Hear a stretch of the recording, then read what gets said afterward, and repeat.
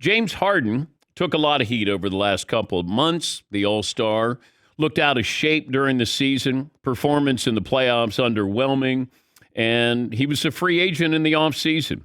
He ended that yesterday. He agreed to a 2-year, $68 million contract. And really, this is a one-year deal. The way I look at it, it's a one-year deal.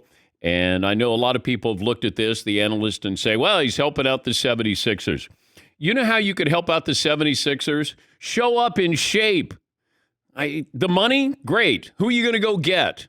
Because you're going to save them money. Who are you bringing in? I want you in shape. You're 32. He's going to be 33 before the season starts. You're the third option now, in my opinion, behind Joel Embiid and Tyrese Maxey. Now what are you going to do? Because has anybody been affected more by a rule change than James Harden? Can't draw those cheap fouls anymore, and he doesn't have that explosive step. I mean, this has really slowed him down and made him, a good player. But he's not that guy who's going to get you 30 a night. So he turned down a $47 million player option with the 76ers. He's still getting just $33 million next season. And a lot of people have accused Harden of being self-serving. He's a 3-time scoring champ, but the extra cash may allow the Sixers to continue to fill out that roster. And got to factor in, Celtics got better in the offseason. Miami's not done, or at least they're still trying to get Kevin Durant. Milwaukee's going to be there again. You got to keep up with everybody. And the Sixers are a good team, potentially a very good team. Do I think they're better than the Celtics and the Heat and the Bucks? I don't. But James Harden, show up in shape.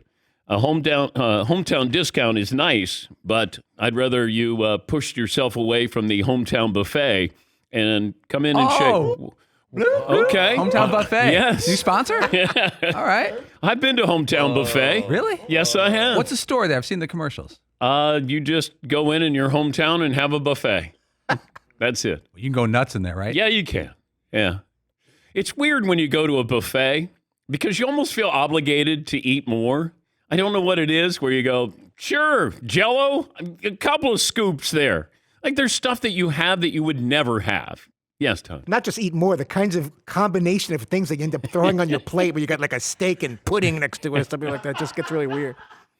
You're an expert on this. Sure am. Yes, you are. A chicken with a slice of pizza on top of mashed potatoes. What's happening over there? 5 minutes into the show, and Fritzy up. is helping us. We appreciate that. This is early for you. Yeah. Yes, Paul. There was this place in Chicago back in the day called Shakey's Pizza, and you walked in, it was like a pizza buffet. So you know how you order pizza, you can get your toppings. This had like 8 different pizzas, so you could get a couple of pepperoni, a couple of sausages.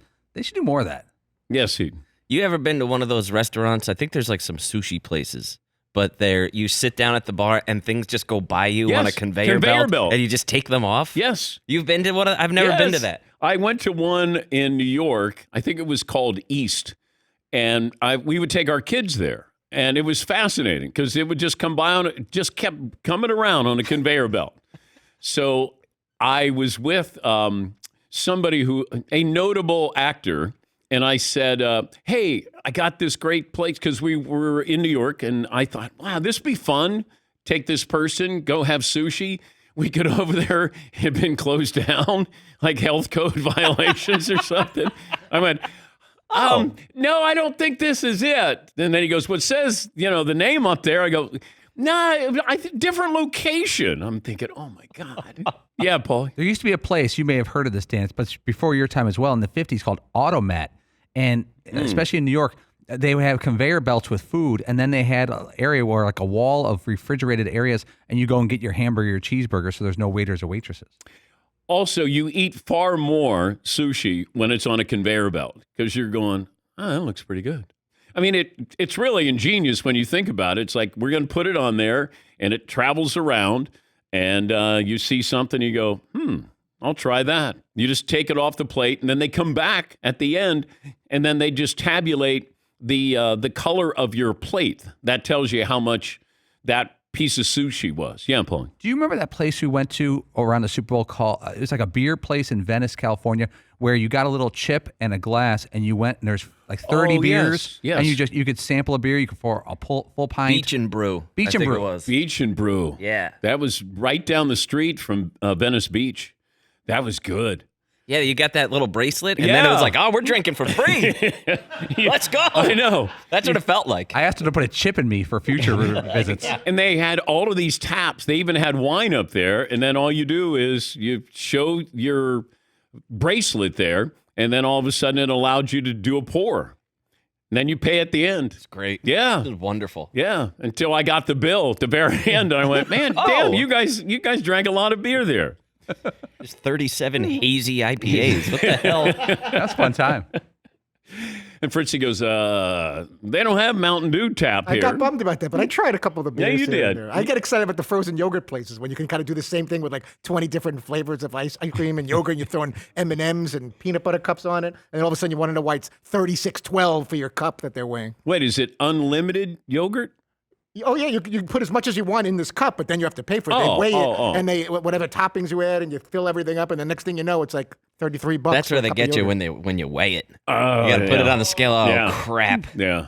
Shouldn't have put so many gummy bears on there. Shouldn't they weigh you before you go in and then weigh you after? And what if you guessed your weight or they guessed your weight or something where you had, I don't know, That'll be a fun game. You get like 20% off or something.